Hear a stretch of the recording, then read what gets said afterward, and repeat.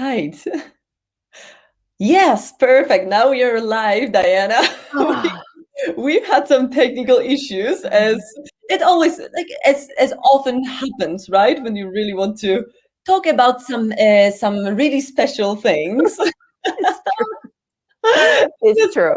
But I'm happy we figured it out, and now, yeah, here we are, ready to talk about animal communication. This is going to be our topic for today. So, welcome, Diana. I'm really happy that you wanted to take your time and to like share your experience and your story about how you actually started your journey of being an animal communicator. And to those of you who don't know Diana, I will just very quickly introduce you.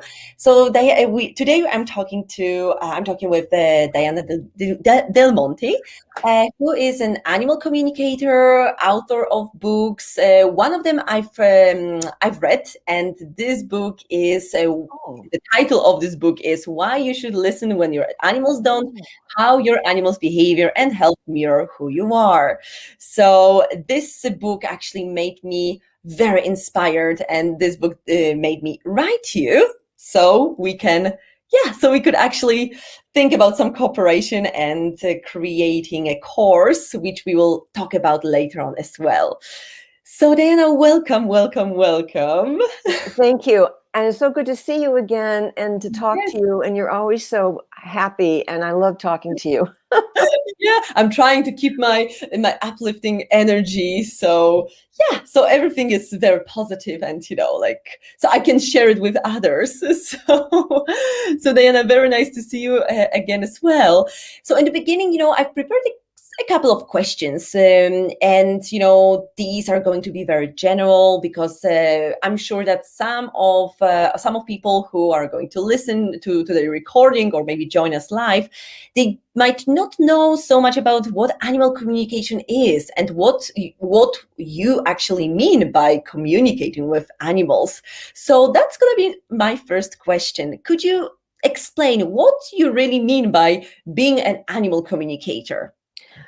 Yes. So many people don't understand what it is. Mhm. And I understand why. I myself was a skeptic. And when I heard the term, I thought this is absolutely ridiculous. Animals don't talk. And I thought the whole thing was very woo-woo and just like too far out there, just kind of nuts. And this was like 25 years, or I don't know how long ago, maybe 25 years ago. And to make a very long story short, I was an artist and I had no interest in anything but my artwork. And one day when I was writing, I was very focused, which is important to note because when our mind is focused and calm and free of a lot of inner chatter, that's when our animals can get through to us. Mhm. And so here I was writing, and all of a sudden, my pen ran out of ink. So I got up looking for another pen, and my mind, was pretty calm. I was just thinking about what I had been writing. And as I was entering my partner's music room, I heard in my head. And what does that mean? It means I had a thought, but it was a thought that really got my attention. Mhm. And what I heard was, look out, I'm down here. And I looked down, and there was my cat, Bubby, laying right there at the entrance. And he was just looking up at me. So, you know how cats just stare at you. And Henry's getting stuck in my wires here. So he was telling me, he was warning me, and I dismissed it. I thought, no, I didn't hear that. Coincidence. I made a lot of excuses. So this happened again, and it happened again. And finally, I thought, I think I'm hearing my animals. And now the point here is that I had no experience at all, and I didn't even believe in it. And what I've come to learn after all these years, what I teach is that animal communication, it's just a process of becoming more aware of the thoughts in your mind, the feelings and your emotions that arise in your body, and the images that come into your mind. Now, a lot of people will say, what are you talking about? I don't have any images in my mind. But we always do. We're just not aware of it. Thoughts are pictorial, and animals think in pictures. Mm-hmm. And they're always sending us their thoughts, whether it be, whether we receive them on different levels. We can receive them as an image, as I did. Well, no, I gave you an auditory example. We can receive them in words, as I did with Bubby. We can receive them in images. 2 months later, I was petting Bubby in the sunlight. I mentioned sunlight because, again, I was focused on the warmth of of his body, his fur, and stroking him. And this always happens when when you have one pointed focus, attention. And sometimes not. Sometimes you'll just hear the animal. It'll just come right clear out of the blue. So anyway, I had an image, very quick, just a flash of Bubby trying to urinate. And he had a history of urinary blockages. And I thought, is he showing me that he's having problems? And again, I dismissed it. I was so hard. I was a skeptic, I'm telling you. And that's why I love teaching this, because people don't think they can do it. And they can. Everyone has the ability. It's our natural ability. We have the ability. We just need to become aware. And so it was true. He was trying to show me. And 2 days later, he had a full-on blockage, and I had to rush him to the vet. So yes, animal communication is just an exchange of thoughts, of feelings, of emotions. And we do this all the time with one another, and we're just not aware of it. And I can go into a whole lot. I can go into a million examples, but I'll stop. I'll stop there. I will definitely ask you for more examples because they are always interesting. And I'm really happy that you said that you used to be a skeptic, because there are still so many people who are skeptics. So Yes. yeah, so there's hope that even such people can learn it and can open up to these possibilities, right? When you mention the word psychic, people, Yes. attach the image of some gypsy woman with a crystal ball. They it's so undermined for some reason. And psychic is just, again, animals are psychic, and so are we. Meaning, we all have feelings and emotions that we just intuitively, like in your gut feeling. What is that? It's your body's way of protecting you, of informing you what's right for you, what's not right for you. We have these natural instincts. So do animals. We are no different. And images in your mind. When you lose your car keys, I always use this as an example, because the images that you receive from an animal could be very subtle. They might not be as clear and vivid as they were when I received that image of Bubby straining to urinate. They could be so subtle. Think about when you think about someone, you cannot. Memory is visual. You can't think of anyone without seeing them in your mind. If you think about what you're going to eat today, you will see you will see the different kinds of foods in your mind. When you think about what you're going to wear, you'll see the clothes in your mind. So this is what we're talking about, very subtle. When you lose your car keys, think about, what do you do when you try to find them? I lost my eyeglasses for 7 days. I just found them yesterday. 7 days, I couldn't see. And what do? You retrace your steps. You think about, okay, you see yourself, right? Your images. You see yourself walking in the house, and where you went next, and what you did next. So what is this? You're envisioning in your mind, and this is what we're talking about. So these are psychic, clairvoyance. When you have a hunch. Hunches are your inner guidance. That's auditory. That's clair audience. When you Well, and when you have feelings in your body that are that are packed with a lot of information, we pass someone on the street and you get a vibe, you pick up their energy. Yeah. What is picking that up? It's so natural, Yeah. right? And Yeah. that's clairsentience. And then Mhm. we have claircognizance. When you just know something deep, and you don't even question it, you just know. So these are the things that we're talking about when we use the word psychic. It's not, we all have the ability. Yeah, it's only about remembering, right? Something we actually can do with what we just have inside of us. So this is such a good idea. Such good news that everyone can learn it, and it's only about opening up minds and hearts, and not just saying upfront that it's not possible. No, you're just making it up, or I'm making it up, right? Because so many people that don't trust their intuition as well. That's my observation. Many people are disconnected, kind of, or from this inner guidance. We all are.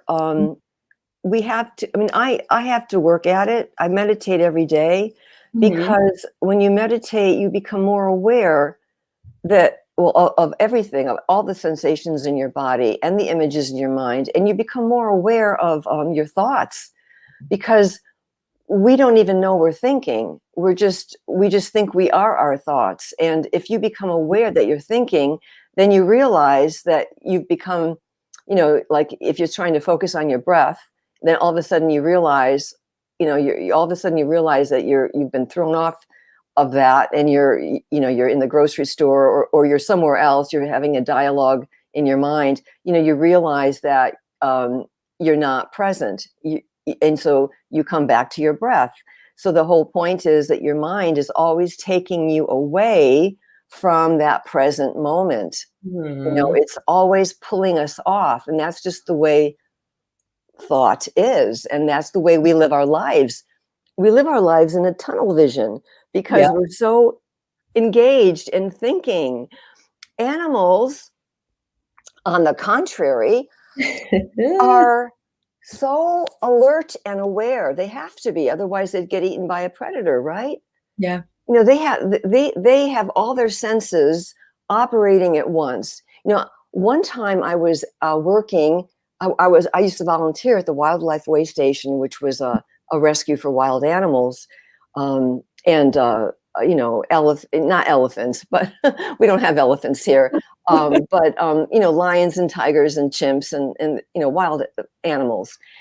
And one day this man was walking one of the lions, and I thought, and we're supposed to get out of the way, and I didn't want to. I was down below, and I wanted to get a good look. So I thought, I'll just hide here in the bushes. I'm not going to move. So I was, looking up at the lion, and he was passing by, and this lion was about maybe 10 or 15 feet past me, and he stopped in his tracks, and he turned right around and looked at me. And I Mhm. thought, how did he know I was there? I mean, he was like 20 feet past me. But this is what we're talking about, this awareness. And if we practice to develop our awareness, Mhm. we become more sensitive Yeah. to everything around us. That's true. Yeah. And if you were to give like an advice to someone who would really like to start communicating with animals, what would you say? Like where to start, what to practice, what to focus on, or what kind of meditation do you recommend? Is there anything you could just just Yes, I would say, and this is fun to do. uh-huh. So animals think in pictures. So what you can try to do when your animal he could be in the same room, sleeping or something, doesn't matter. It's better if they're awake when you're first starting. But even if he's in another room, it doesn't matter, because thoughts travel. There's no boundary here. So Mhm. wherever your animal is, get quiet. And let's say you want him to sit on your lap. Mhm. So you can say in your mind, you can say, "Oh, Henry, come and sit on my lap. And then in your mind, you visualize that, you see him. So what you're doing is you're sending the picture to him. You see him in your mind, and you've already, spoken to him. So you're connected. And so you see him walking to you and coming on your lap. And then you can put a feeling tone with that. So Mhm. you see yourself petting him, and you just give him that, feeling tone of love and feeling good. Oh, And then nice. see if he comes. And if he doesn't come, don't give up. Mhm. When I first started practicing this, I practiced with my own animals. And Mhm. one day I was in the kitchen and I was making tea, and my cat Yudi was sitting on the counter. So I did this with him. I in my mind, I said, "Come and join me outside on the hammock." And I showed him coming to me in the hammock and jumping on me, and we're going to lay there together. Mhm. Well, about a few minutes passed, and he jumped off the counter and ran off. And I thought, that didn't work. So I finished, took me about 10 minutes. I made my tea, I grabbed my book, I went outside, and there was Yudi waiting for me by the hammock. So Yes. not only had he heard me, but he didn't forget. Yeah. He was waiting for me for like 10 minutes. Yeah. So the Mm. know that your animal is hearing you, Yeah. and know that all you need to do is give it a try. Mhm. That's They, right. Yeah, they just love it. They love it when you can hear them. yeah. They are so delighted. Oh, yeah. Oh, I'm sure. I'm sure they're trying so hard so they can be heard, right? Yes, that's why we have urination Yeah. problems. Oh, yeah. I will ask you about this as well. Yeah, like what kind of connection can you see? But getting back to how to start. I would actually like to share my own experience because I've also also started practicing, and I'm trying to use as many opportunities as possible to do it, also with my own animals. And the challenge which I have is to recognize. Sometimes it's more clear to me, but sometimes it's really difficult to recognize if what I see. I very often I see an image, or I kind of know. It's about this subtle knowing that yeah, this is the message. But sometimes it's not clear to me if it's coming from the mind or from the animal. Do you have any Yes, advice for that? that's a great question, because Yeah. when you hear, for example, an animal's thought, Mm-hmm. it will sound just like your own, because it's all the expression. It's all one. I mean, it truly is. So there's only one consciousness, right? And it's just manifested in different forms. So the voice sounds like your own. So how do you differentiate between your voice and the animal's voice? Well, it does take practice. However, Mm-hmm. what I have found, and I'll give you an example, I have found, this isn't, a blanket, um, it doesn't always happen this way, but I have found that usually an animal's voice will be very direct, Mm-hmm. very simple, and it will sometimes be something that you wouldn't have thought yourself. Wow. I mean, for example, I'll just give you one example. There was a cat that was urinating in the house, Mm-hmm. and I asked him why. And the first thing I heard was, "There's no smoking in the house, and we can't jump on the counters anymore." Now, there's no smoking in the house? That was like bizarre. What does an animal care? Yeah. And so I knew that was not my thought. And yet it sounded so ridiculous. I thought, well, what if I'm making it up?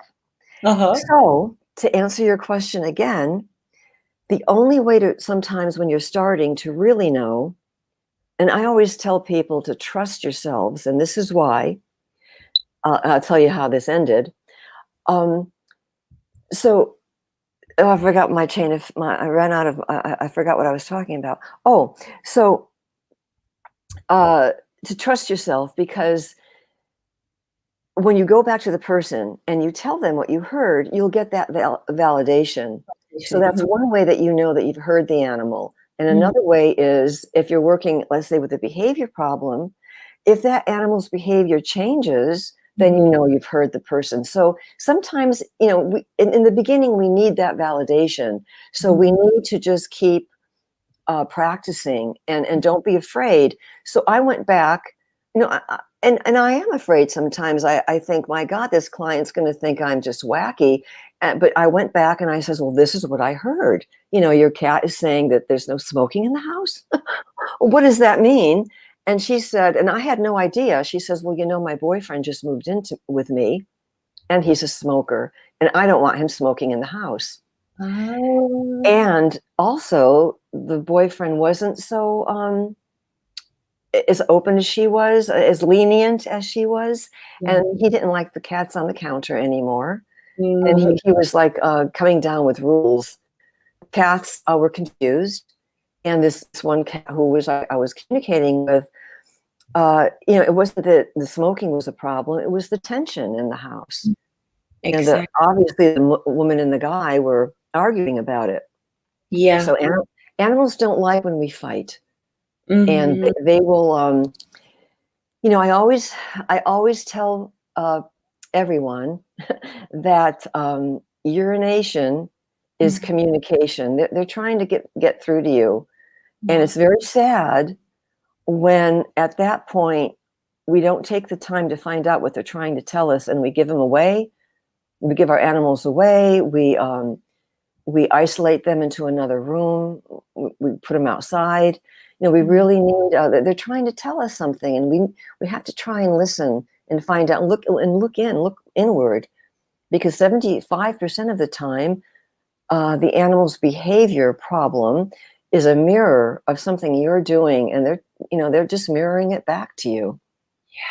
Yeah, this is the most fascinating thing, I think, if it's coming to relationship between us people and the animals, like this close connection and this mirroring fact. I just love it. So could you share some of the stories, Diana, of of examples, like how your clients animals mirrored themselves? I'm really curious about it. Well, you know, there's in the book that you had read, I break it down into different categories, how they react under certain situations. So one of them that comes to mind is this person, and she's a friend of mine. She wouldn't mind if I mentioned her name. I had to change all the names in the book. I can imagine. And it was hard because now when I look at the book, I don't remember the cases because the names are changed. But then, you know, it's hard to recall without the real names of the animal. But anyway, Anisha had these two cats that were tearing each other apart, fighting. So they had some issues between each other. And so, you know, we worked it out. But they were still fighting. The fighting continued. And I thought something else was going on here. So I looked at Nisha, and what we realized was, and Nisha realized this on her own, she noticed that when she was not in the room with them, they didn't fight. So if she wasn't home, there was no problem. So she realized that and this is hard because once they fight, it's in your mind, right? So every time they're together, you have this anticipation, even though I'd already worked with them and we resolved the problem, she was still afraid that they might fight. She was anticipating it. And so animals can see your thoughts.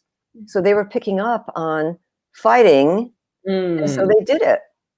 So it wasn't until she totally was relaxed and just forgot about them and did something else and, you know, completely forgot about them.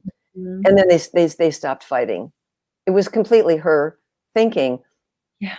But there's other examples. And I know I have notes here because I don't remember my cases, but there are some very good.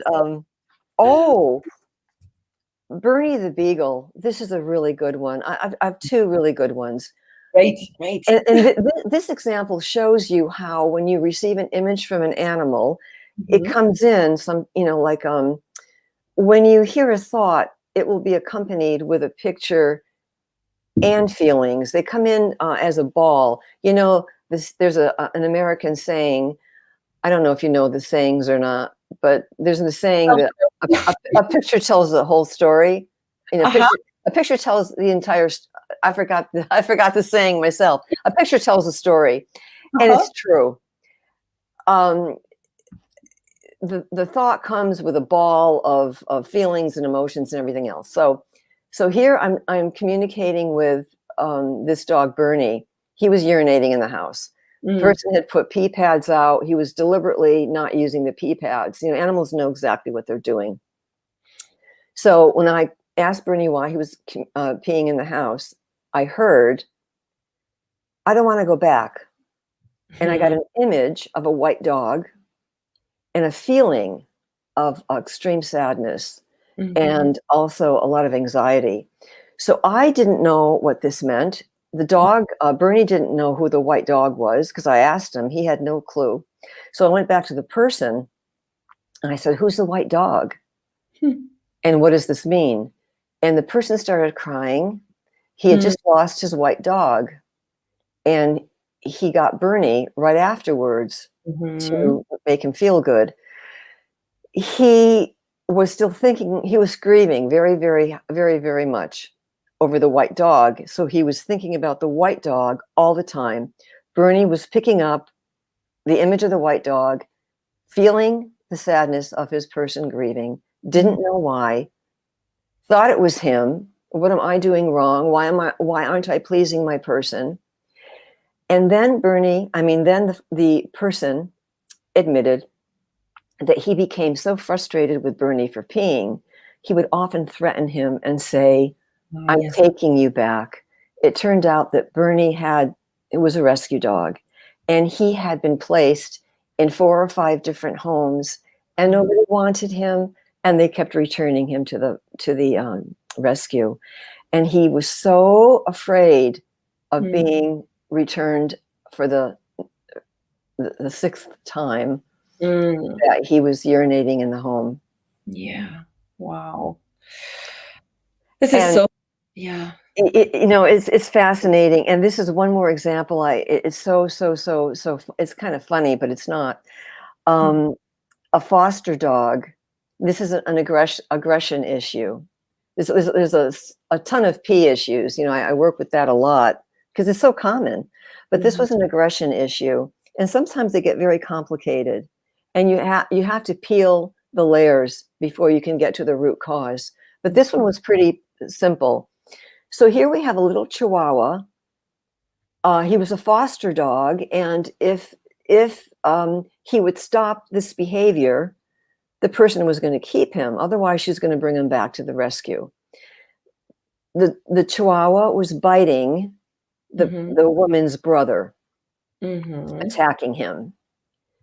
So when I asked Bernie, not Bernie, I'm sorry, when I asked this Chihuahua why he was biting the brother, I heard, and this is kind of funny, he's a pain in the ass. He doesn't do any work in the house, just like that.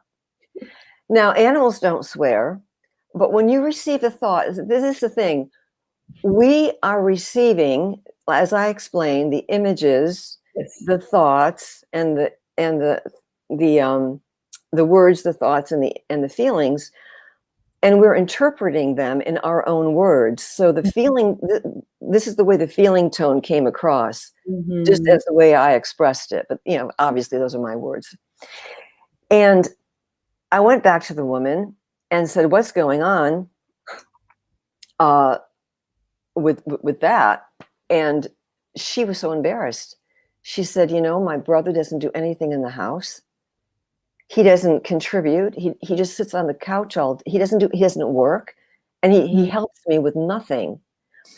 Well, the problem here was she was repressing her her feelings. She never confronted the brother. She didn't tell him how she was feeling. She was holding it in, so the dog was speaking out for the person. Well, He was doing her job. yeah.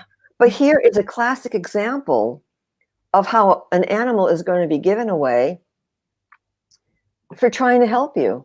Yeah, And that's that's why it's so sad. this is sad. Yeah, that's so true. They're not like, it's not appreciated, you know. It's just many people just want to change the behavior. And it's all about the judging the animal, that it's all its fault. And yeah, like not everyone wants to look inside of themselves to look for the answers, or, you know. And that's such a good point, Yeah. Susanna, because if the person doesn't change, then the animal's behavior won't change. And I had one woman who she just wouldn't change. Mm. And she kept calling me and saying, well, he's still peeing in the house. And I'd say, well, have you made your decision yet? And her problem was, and the animal told me this, Uh-huh. the animals tell us a lot. I mean, if you have secrets, don't hire an animal communicator, because they tell you things. But this animal told me that she wasn't taking responsibility, Mm. that I forgot exactly how he worded it. I don't remember, but there's something about the woman not taking responsibility and not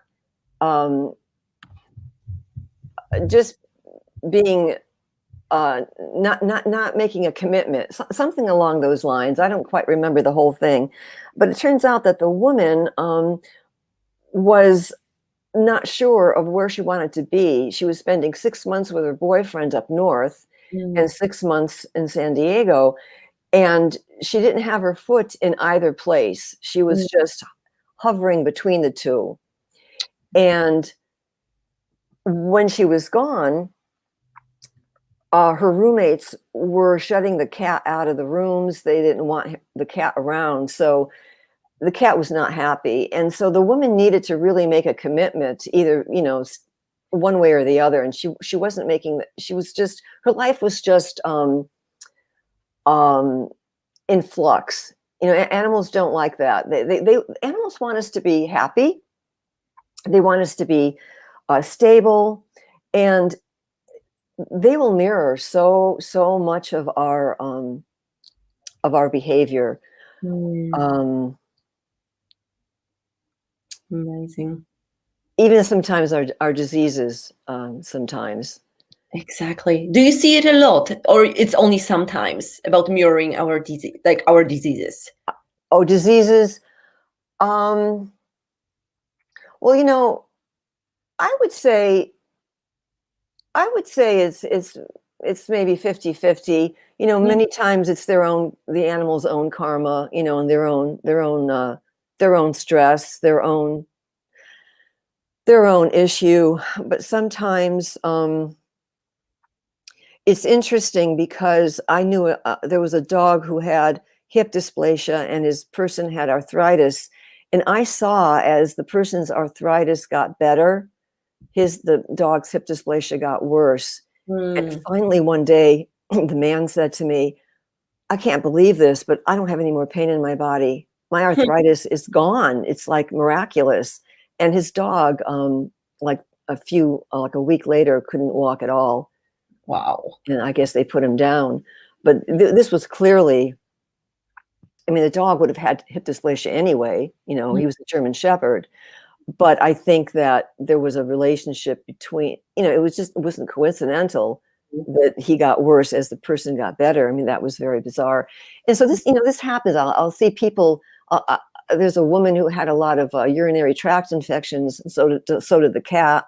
One cat had a lot of urinary blockages, and the woman her energy was very tense and condensed, just like those struvite crystals that are forming in the bladder that create the blockage in the cat. And she had a lot of had a lot of past hurts that she wasn't letting go. They were just becoming concrete in her body, and she was, she had a lot of letting go to do, and she did a lot of work on herself. Many times I end up doing a lot more work with the person than I do with the animal. And she did a lot of work on herself, and her cat, the blockages eventually stopped. So Amazing. stress really can bring that on, and the cat was really picking up a lot from the person, and of course diet too. I'm sure she probably changed his diet because the dry food can really create those blockages. They're really bad for animals. Oh, yeah, that's true.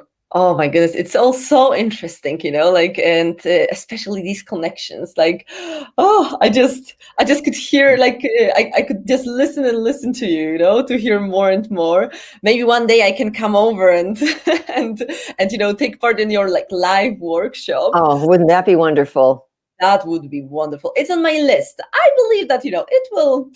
I will make it happen one day. Yeah, But if we ever get back to that normal way of living, who knows? But let's hope for that. Let's I, hope for that. I But miss the live workshops because Zoom is wonderful, but you can't go for walks on my trail back here, and there's a lot mm, of things we can't do. So that's true. But at least we have the online course which you created for Cube Animal Project, which I'm the author of. So could you, Diana, say a little bit more about the course, about what can people learn from it, what kind of modules it includes? okay, I want to thank you too, Susanna, because if it wasn't for you, I would never have created an online course.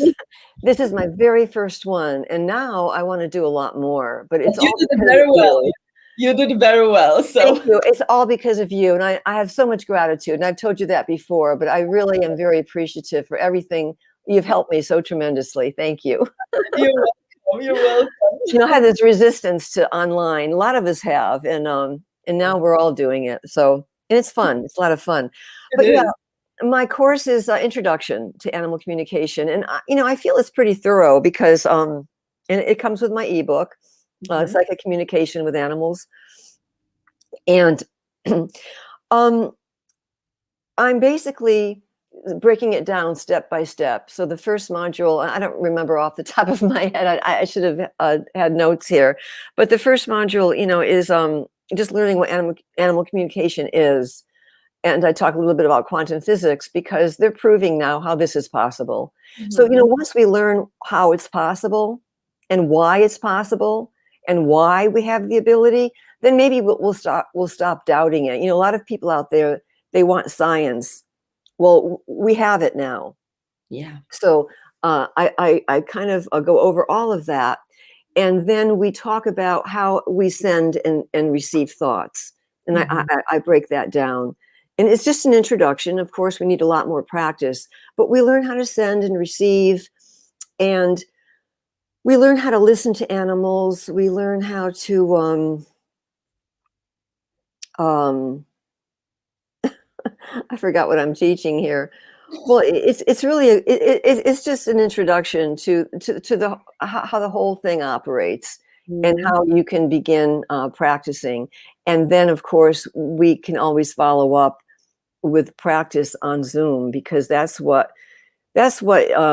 is really good to have the practice with one another because when you see how this is done, how you can receive and send thoughts with another human, when you see that, you see it and you do it. And then it makes it a lot easier to do it with animals. So we have the practice with one another, and then we have the practice with the animal too. Yeah. So the That's intro is going to give you it's going to give you the groundwork mhm. of the whole process, so that you can really start to practice on your own. That's wonderful. I've also gone through the course because of course I wanted Oh, to good. see all the videos and the exercises, and I must say that yeah, I got answers and new perspectives to animal communication. To be honest, because I also learned from other people, and your course also gave me like extra puzzles to truly understand the aspects of it. So I really like the course, to be honest, and Oh, exercises thank they were you. really interesting to me, and Oh, yeah.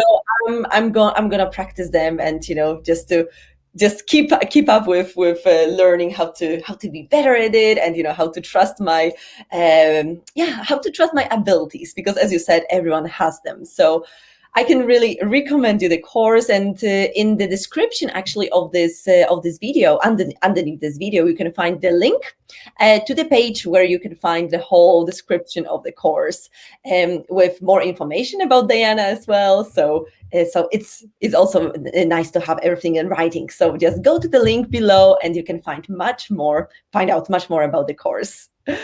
Wonderful, Diana. I'm Thank looking you. forward to the next courses you're preparing.